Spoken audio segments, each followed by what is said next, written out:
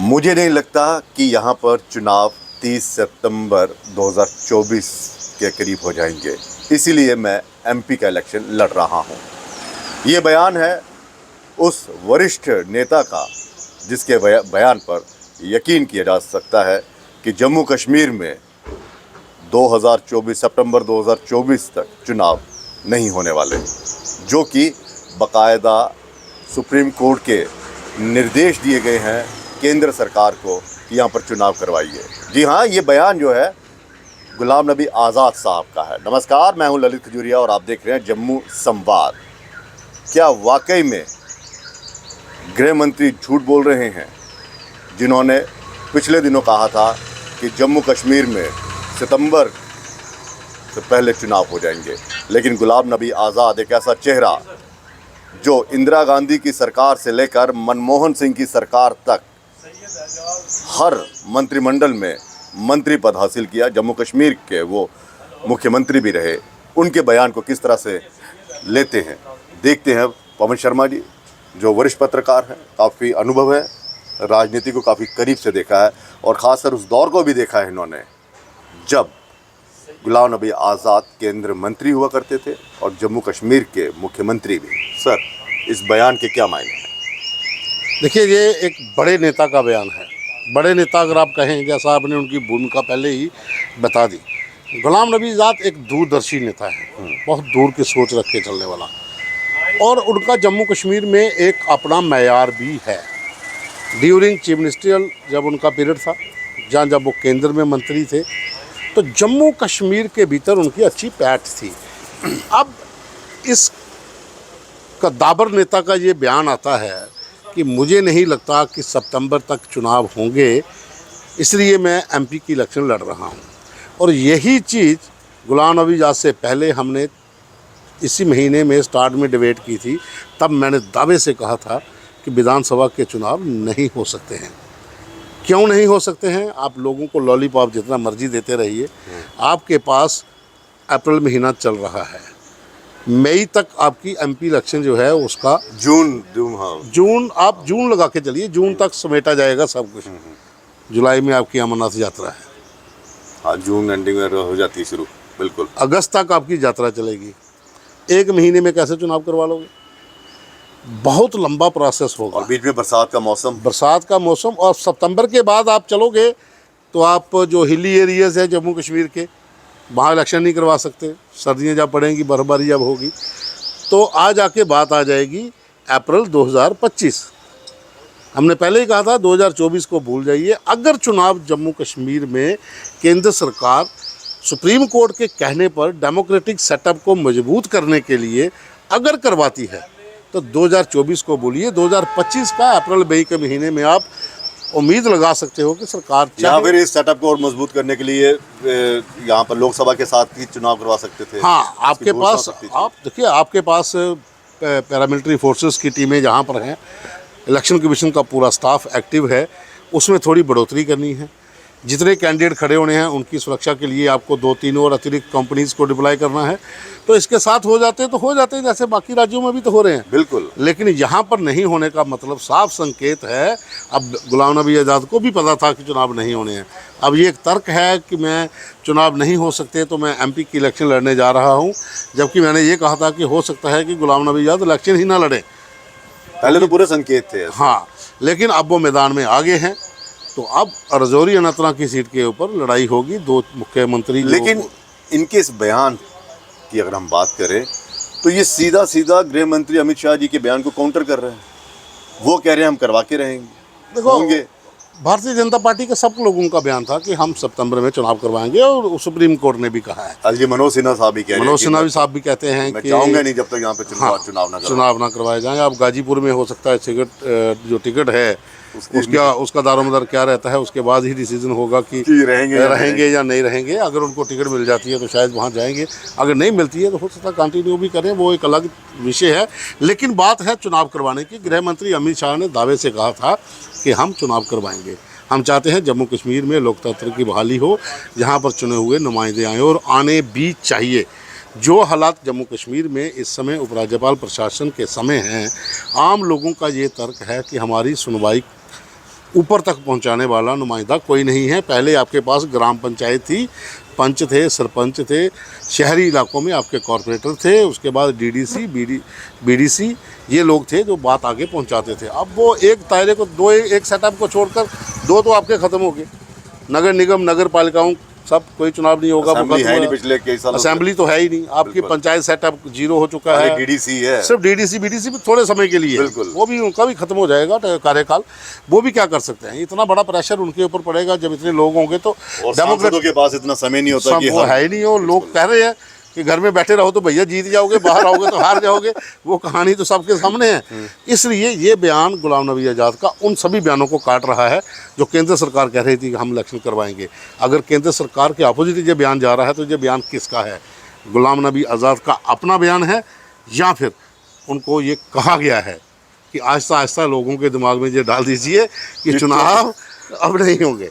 देखिए, election commission ने भी तो कहा कि हम सुप्रीम कोर्ट इलेक्शन के कमीशन आप निर्देशों का पालन करेंगे। इलेक्शन कमीशन हो जाए चाहे फिर आपकी दूसरी जो संस्थाएं हैं वो हो जाएं, अल्टीमेटली गवर्नमेंट का ही डंडा बजेगा। अच्छा, क्या करोगे आप? इलेक्शन कमीशन ने कहा, उन्होंने बोला हाँ, जहाँ सरकार ने कहा है।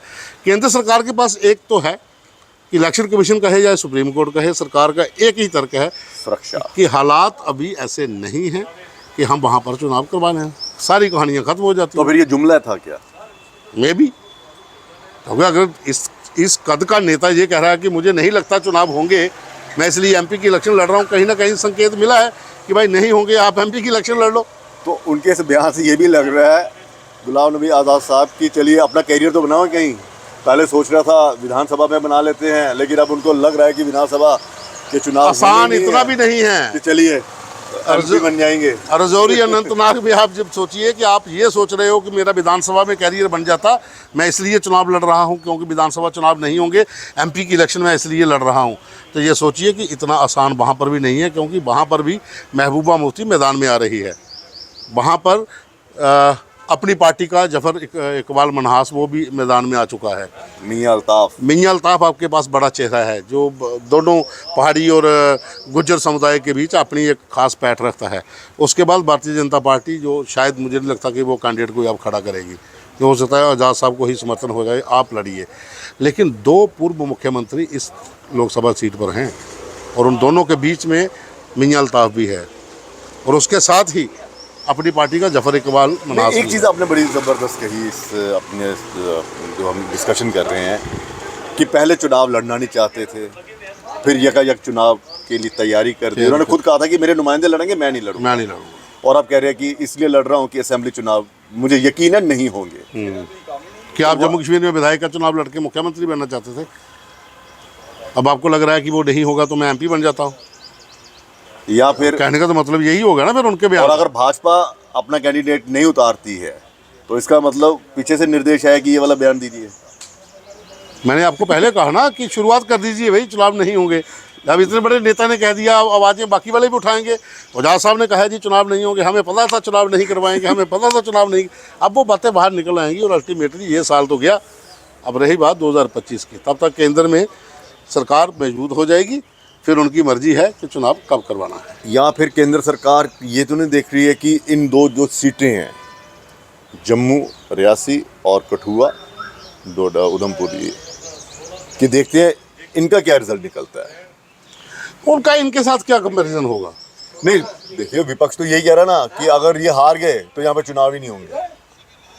मतलब आपका कहने का मतलब ये है कि अगर भारतीय जनता पार्टी दोनों सीटें हार जाती है तो फिर यहाँ पर चुनाव नहीं है। आज़ाद साहब का जो बयान है, क्या इनको पता है कि हम हारे हैं? क्या ऐसी डायरेक्शन आ गई है पीछे से कि हम दोनों सीटें हार रहे हैं तो आप ऐसा बयान दे दो? मैं नहीं मानता हूँ। मतलब विपक्ष भी अपने तर्क देते रहते हैं, सब अपने अपने तर्क दे रहे हैं। यहाँ पर दोनों सीटें हैं, जम्मू रियासी और उधमपुर डोडा कठुआ। यहाँ पर कांग्रेस के साथ भारतीय जनता पार्टी मैदान में है और कहीं ना कहीं फाइट है। उस लेवल की फाइट, आप उस लेवल तक आप नहीं जा सकते हो कि आप कहो कि कांग्रेस ने यहाँ पर कहर डाल दिया है, तख्ता पलट दिया, वो नहीं है।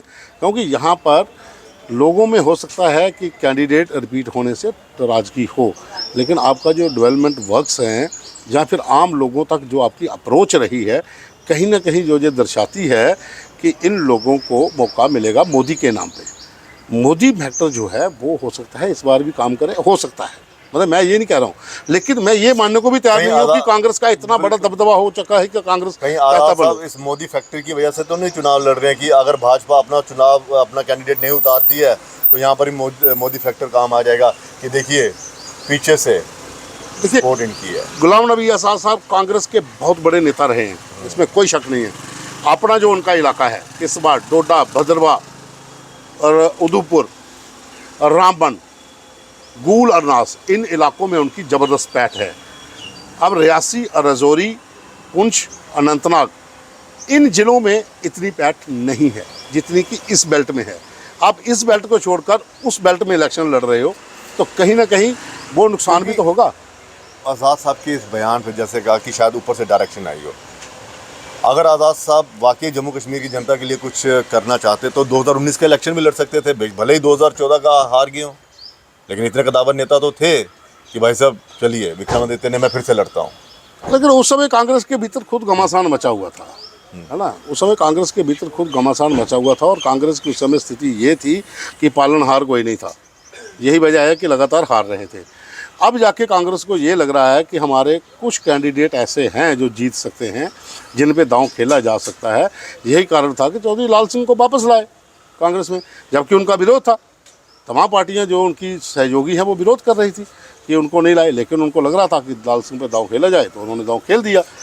तो अब फाइट है, अब दो को मुकाबला, दोनों जीतने के लिए हर कोई मैदान में आता है, हारने के लिए तो कोई भी नहीं आखिरी आता। सवाल, क्या गुलाम नबी आज़ाद साहब का ये बयान इस नज़रिए से भी देखा जा सकता है कि भाई साहब अभी हम जिंदा हैं राजनीति में, कहीं ना कहीं हमारी चर्चा होती रहे?